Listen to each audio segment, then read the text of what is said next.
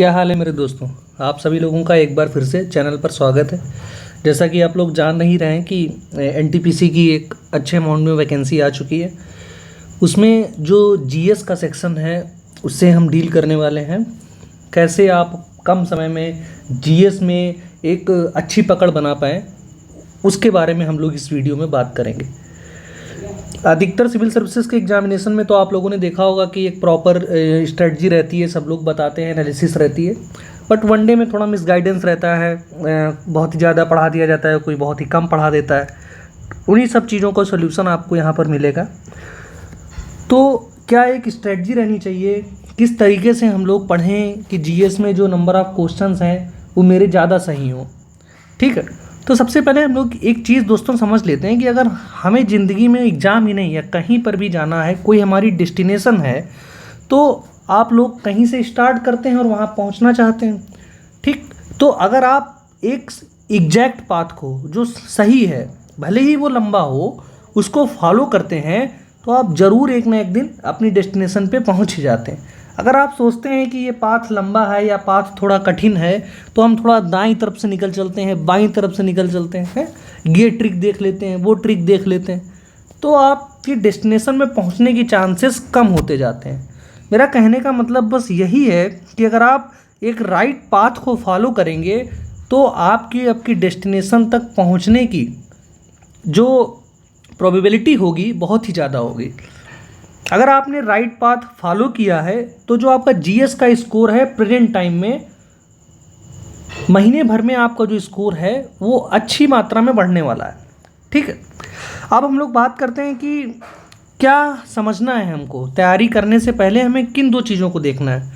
जो लोग मेरी क्लासेस देखेंगे वो तो समझेंगे ये चीज़ों को, लेकिन कुछ बच्चे ऐसे होंगे जो अपने आप पढ़ना चाहेंगे, तो उन लोगों को भी ये दो बातें याद रखनी है कि सबसे पहले हमें सिलेबस को देखना है और प्रीवियस ईयर क्वेश्चंस को देखना है। इन दो चीज़ों को एनालाइज किए बिना अगर आप अपनी पढ़ाई स्टार्ट करते हैं तो आप अपने ही पैर पर कुल्हाड़ी मारने का काम कर रहे हैं।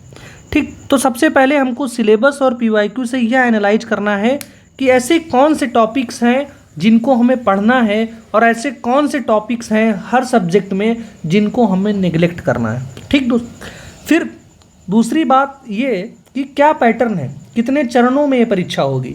तो मेरे दोस्त, ये आप लोग अवगत ही होंगे इन चीज़ों से कि जो आपके एनटीपीसी का पेपर है 2 स्टेज में होने वाला है, सीबीटी 1, सीबीटी 2, जिसमें क्या सीबीटी 1 का पैटर्न रहेगा, क्या सीबीटी 2 का पैटर्न रहेगा, इसको एक एक करके हम लोग पूरे डिटेल में समझने वाले हैं। उससे पहले हम लोग देख लेते हैं कि कितनी वैकेंसीज आई हैं 12th पास वाले कैंडिडेट्स के लिए और कितनी वैकेंसीज हैं आपकी ग्रेजुएशन वाले कैंडिडेट्स के लिए। तो लगभग 3500 जो वैकेंसीज हैं, नियर अबाउट 3445 जो वैकेंसीज हैं 12th पास के लिए हैं और 8113 जो आपकी वैकेंसीज हैं वो ग्रेजुएशन वालों के लिए हैं। जो 12th पास की जो फॉर्म की स्टार्ट डेट थी वो 21 सितंबर से 20 अक्टूबर तक रहेगी। ग्रेजुएशन की 14 सितंबर से लेकर के 13 अक्टूबर तक रहने वाली है। अब दोस्तों हम लोग देखते हैं कि जो आपका सीबीटी 1 है उसका क्या प्रोसेस है। तो मेरे दोस्त, अगर आपको ये नहीं सोचना है, आप ये पहले अपने दिमाग में बना लें कि सीबीटी 1 जो है एक क्वालिफाइंग पेपर है, इससे आपकी मेरिट से कोई लेना देना नहीं है। सीबीटी 1 आपके फाइनल स्कोर में नहीं जुड़ने वाला है। तो सीबीटी 1 को आपको इस तरीके से पढ़ना है कि आप जो कट ऑफ आपकी आए उसको ईजिली क्लियर कर सकें।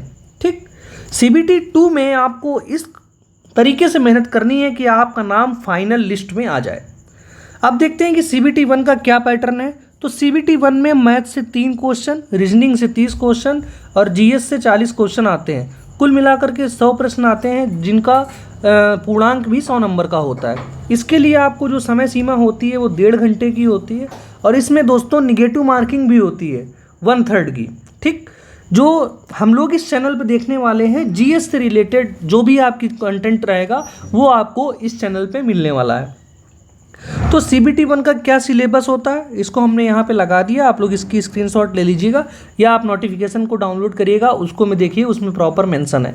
इसमें हम लोगों को पढ़ना है current events of national and international importance, यानी कि करंट अफेयर्स पढ़ना है, गेम्स एंड स्पोर्ट्स के बारे में देखना है, art and culture of India के बारे में देखना है, इंडियन लिटरेचर के बारे में देखना है, monuments and places of India के बारे में देखना है, general science and life science up to 10th CBSE। यहाँ पर कई दोस्त मेरे क्या गलती करते हैं कि वो साइंस पढ़ने लगते हैं किसी भी बुक से। आपको यहाँ पर ध्यान देना है कि लिखा है कि 10वीं की CBSE तक, CBSE की जो 10वीं क्लास की बुक है वहाँ तक आपको पढ़ना है, यानी कि आपको NCERTs को फॉलो करना है साइंस के लिए। फिर आपको हिस्ट्री चाहिए, physical, social and economical geography of India and world, Indian polity, general scientific and technological developments, UN and other important world organisations, environmental issues, computer से related topics, common abbreviations, transport system in India, Indian economy, famous personalities of India and world, flagship government programmes, flora and fauna of India, important government and public sector organisations of India. ये सारे topics हैं जिनको हमें CBT 1 में GS में अपनी cover करना है।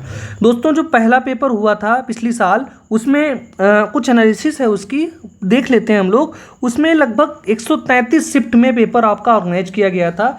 जैसे कि एक शिफ्ट में 40 क्वेश्चन आते हैं, तो कुल मिला के जो आपका पहला पेपर था पुराना, उसमें लगभग 5320 क्वेश्चंस आपके पूछे गए थे। अगर उनको आप एनालाइज करेंगे तो आप पाएंगे कि जो उसमें प्रायोरिटी रहती है, किस सब्जेक्ट से कितने ज़्यादा क्वेश्चन आते हैं, तो स्टैटिक से सबसे ज़्यादा क्वेश्चन आते हैं, फिर उसके बाद हिस्ट्री, फिर उसके बाद ज्योग्राफी, साइंस में भी फिजिक्स और बायो का वेटेज जो रहता है ज़्यादा रहता है, फिर करंट अफेयर्स, फिर पॉलिटी, फिर कंप्यूटर, फिर इकोनॉमी।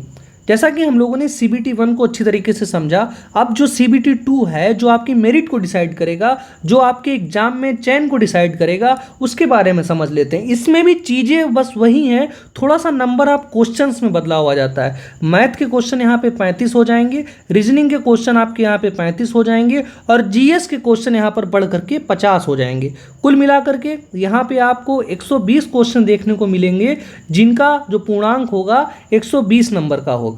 ठीक, इसमें भी जो समय सीमा रहेगी दोस्तों, पर ध्यान देने वाली बात है, इसमें भी समय सीमा 1.5 घंटे की ही रहेगी, और निगेटिव मार्किंग उतनी ही रहेगी जितनी CBT 1 में थी, यानी कि 1/3 की निगेटिव मार्किंग आपको इस स्टेज पे भी देखने को मिलेगी। इसके सिलेबस को भी हम लोगों ने यहाँ पर स्क्रीनशॉट लेकर के लगा दिया है, आप लोग एक बार पढ़ लीजिएगा। पिछले को भी हम लोगों ने जब एनालाइज किया तो लगभग पिछले बार की शिफ्ट में 750 क्वेश्चन पूछे गए।